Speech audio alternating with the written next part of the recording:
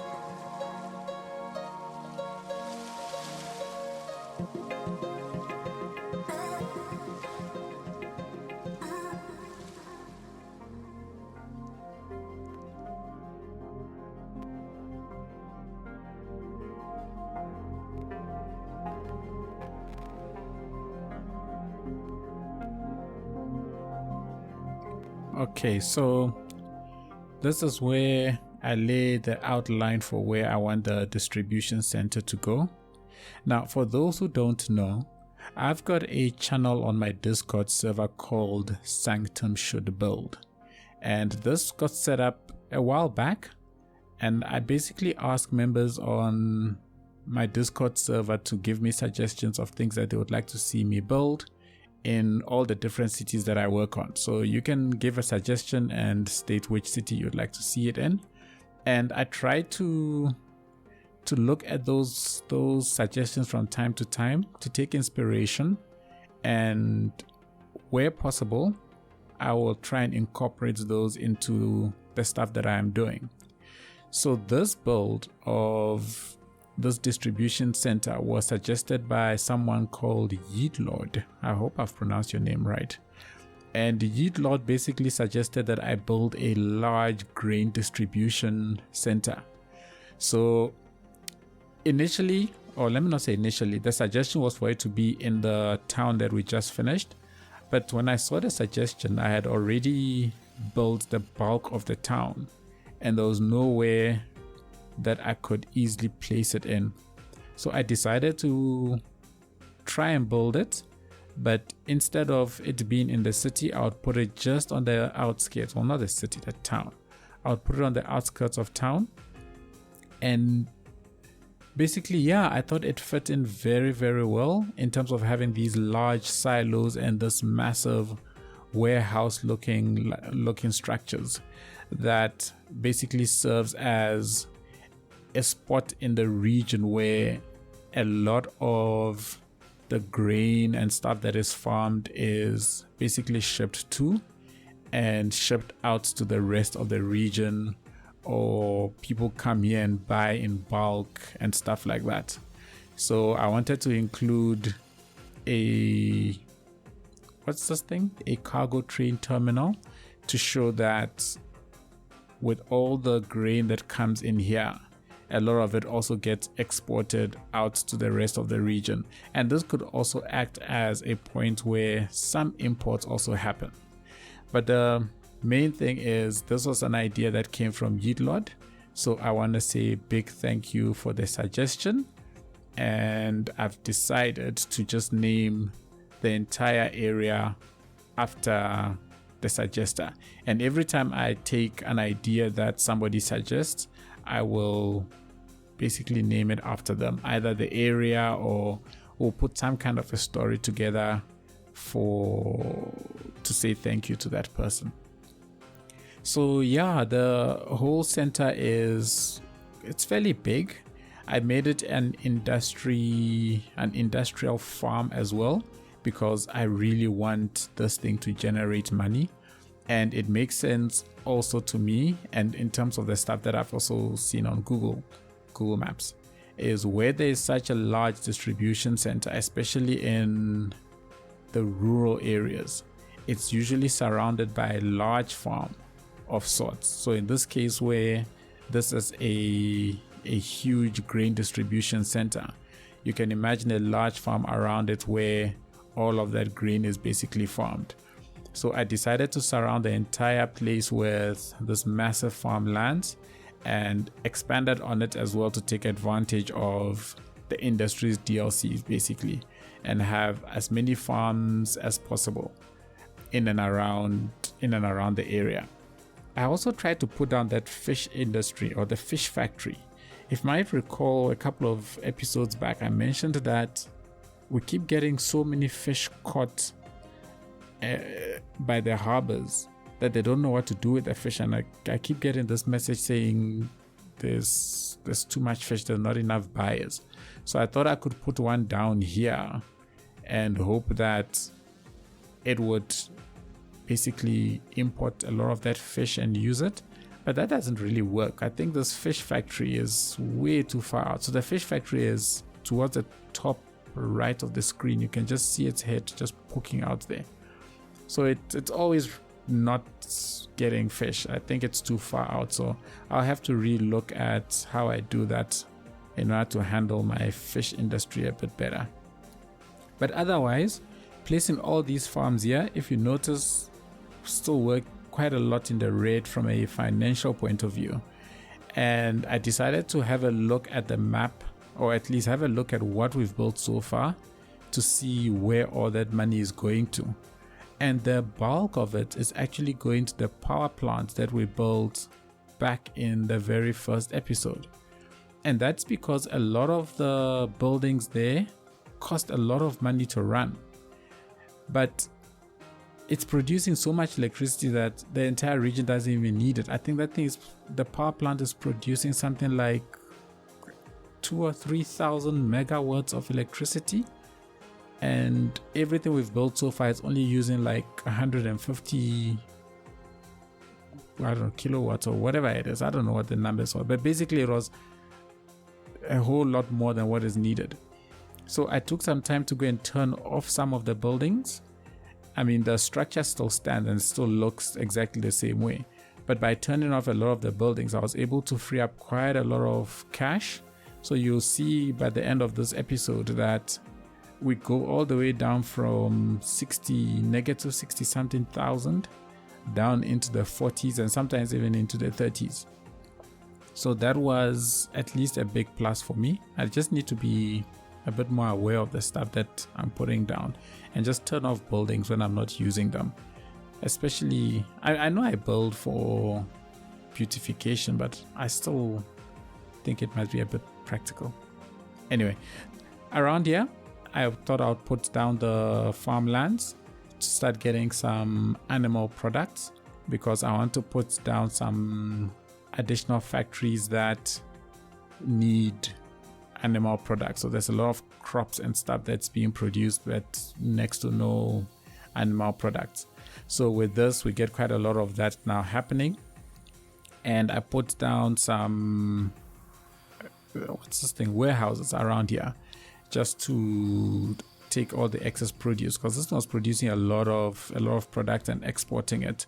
So I thought I would put a couple of these warehouses down just so that these producers are shipped out to it. My thought process around that is the local factories and industries, even though they import a lot of these things, it seems like these factories export over sending to the local shops and stuff that need it, which is weird. I would have always thought it will prioritize the local shops. I don't know if it's something that I'm doing wrong or what, but without the warehouses, it seems like a lot of exporting happens and a lot of the factories complain that they don't have enough goods. So by placing down some of these warehouses, that seems to have helped a lot with that. But another thing I also need to do is just place these warehouses closer to where the actual factories are, and that should hopefully help it a lot better. And then in and around here is just to close off the area. It's really an area filler that I'm doing now to show that the entire area is surrounded by farms, and some of these farms they've been cleared up, or the beds are being rested for the season or something along the lines, and that's why some of the areas look a bit empty when compared to the others. And then to close off this whole area, I thought I would put down one more farm. I had originally wanted to make it one big farm, but my thinking around here is there was probably a small settlement that existed here before this massive distribution center got set up, and some local person owned this piece of land and they chose to not sell, and they had a farm already going. So this farm basically sits right next to this distribution center and is producing whatever it is that is producing. This also helps a lot because it also makes me a bit more money It's a different industry. I mean, it's the same thing. I actually don't know if it makes a difference whether I have multiple farms or just one large farm, if the amount of money that you actually make from that specific industry will differ. So this is sort of an experiment on my side to see how it goes. I'm planning on building much bigger farms as well to see if those are going to make money, just by their sheer size. And then this is the final, or that small settlement I spoke about earlier. Just a small little place doing some small farming, small gardens and stuff like that.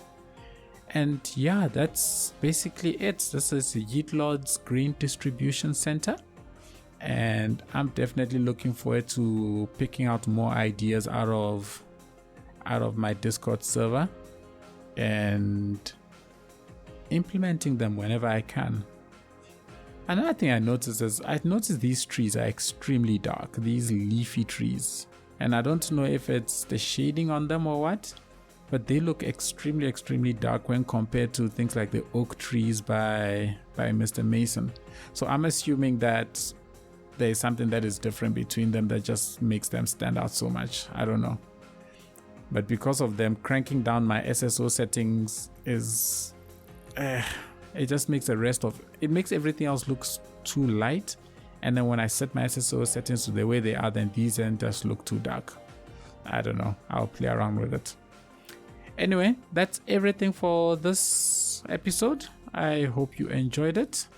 If you did, please give it a thumbs up. Leave your comments below. Let me know what you think and the sort of stuff you'd like to see in future builds. Thank you all so much for watching, and I will catch you all in the next one. Cheers!